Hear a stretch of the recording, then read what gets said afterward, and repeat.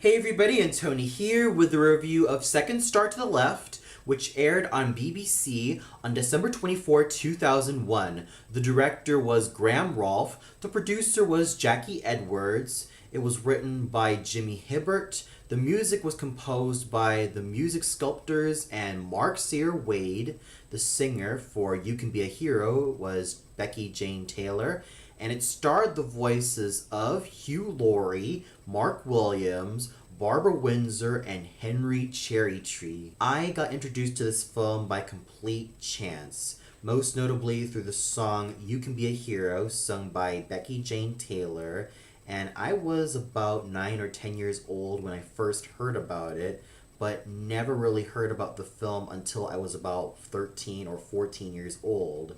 And I have been wanting to watch this particular 28-minute film for quite some time because I've heard a lot of pretty good things about it, even though it is rather underrated and it's also quite obscure. Not a lot of people really talk about it when it comes to holiday specials, so I decided to take a look for myself and I wasn't even disappointed in the slightest. In fact, I kind of enjoyed it. Story-wise, this tells the tale of Archie the rabbit, Duke the guinea pig, and Babs the hamster. One Christmas Eve, when Archie feels like they've been living mundane lives, he feels like he wants to do something very special for the holidays. Whereas with Duke, he just wants to laze around the cage, eating, sleeping, and enjoying the warm temperature of his cage. That is until Santa Claus, or Father Christmas, rides on his sleigh on Christmas Eve, where one present ends up dropping on the barn. Archie then wonders what this present is about, so he then consults Babs the hamster, and she then proceeds to say that it was a present from Father Christmas.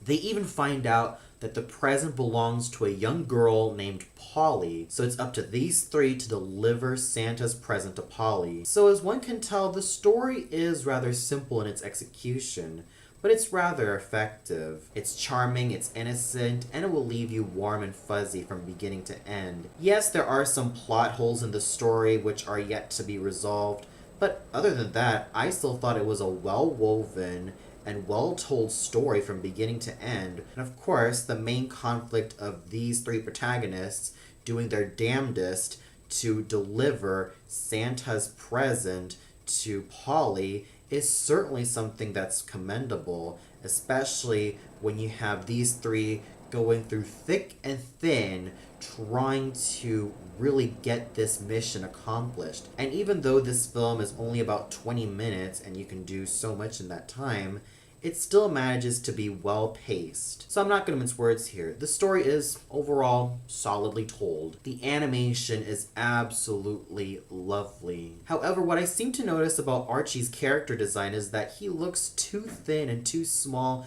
to be a rabbit. Now, real rabbits are a lot fluffier and, let's just say, more festively plump. Whereas with Archie, he looks like a freaking stick. Now, I don't think I should make too many qualms about it, because when all is said and done, the animation is still well done, it's still well detailed.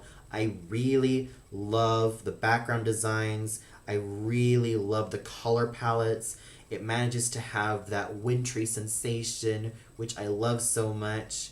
And it's quite idyllic when one looks at it. The music is equally as fine, especially when you have someone like Becky Jane Taylor sing You Can Be a Hero, and she was about 12 or 13 years old when she sang this particular song. And let me just tell you that she managed to do a very fine job with the overall mood and feel, and especially that montage of the pigeons and Duke and Babs delivering that present with that song playing certainly left me with a huge grin on my face. And of course the incidental music was solid, but I have to give it to You Can Be a Hero for being the absolute standout in terms of the music. The characters are really lovable. Starting off with Archie, he's a rabbit who wants to do a lot more with his life. Sometimes he can be a little bit bossy, and sometimes he can be a little bit pushy, but it's mostly because of the fact that he's so sick and tired of doing the same mundane things and wants to do something more with his life. And he knows that through that present, it's all up to him, Duke, and Babs to prove themselves that they have worth, especially when they're going to give this to a little girl that they've never even knew before. But Archie knows darn well that he needs to have the courage in order to push forward, in order to make something of himself, and even to have some type of worth. Duke is the slight opposite of Archie. He's a bit of a lazy bum and likes to sleep, eat, and basically just lounge around. And sure, he's the sort of archetypal fat person who likes to lounge around and lays around and isn't always the sharpest tool in the box. But despite all that, he's a lovable little lummox. I definitely enjoy his dialogue. I enjoy his quirks.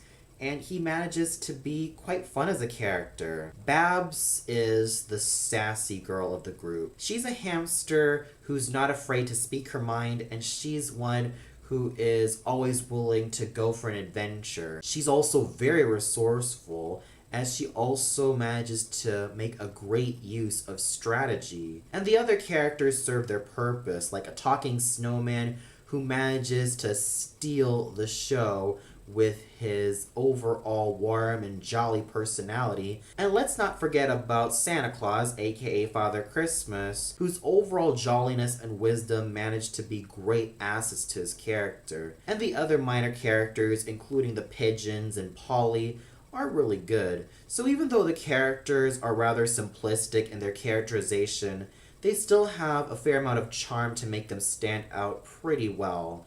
The voice acting is very well done. With Hugh Laurie, he was able to give Archie his determined, spunky, never give up, yet at times rather prissy attitude, but he did so in a way that made him all the more lovable, all the more enjoyable to hear, and this is coming from a gentleman who also portrayed House from, of course, House. He was able to make Archie a very likable and enjoyable character, and his charisma as an actor really does shine with this particular role. Mark Williams managed to embody Duke's lovable lummox nature with his smooth-sounding baritone voice, which manages to sound so charming. He was able to make Duke so lovable and so enjoyable to listen to that I practically wanted to give Duke a little hug and probably keep him as a pet because he's just that adorable. Barbara Windsor certainly embodied Babs's spunky, independent spirit to a T.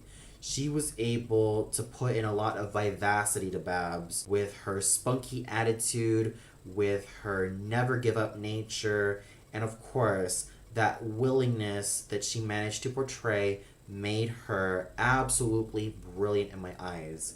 And special kudos also has to go to Henry Cherrytree as Santa Claus for giving him this warm and loving nature. And the same thing I can say about Tony Collingwood, Connie Hook, and Jimmy Hibbert. So overall, Second Star to the Left is a solid British holiday special. Yes, the characters may not be deep, and sure, the story is rather simple, but everything was effective. And I give this a well-deserved rating of 4 out of 5 stars. If you're hankering for a sweet and lovely Christmas special, then this is definitely for you. And I'm sure that those of you who saw this one will also have some favorite moments. So please, let me know in the comments below what were your favorite moments from Second Star to the Left. And for those of you who already seen it, what'd you think of it? Was there a particular moment that stood out to you the most? Did you feel like all the voice actors and everyone behind this film did a very great job? Or did you feel like there was something that just didn't really hold up? Comment below and let me know. Well, that's all for now. Be sure to tune in much later for my review of The Bear, which was based on a book written by Raymond Briggs. So until then, happy holidays, everybody.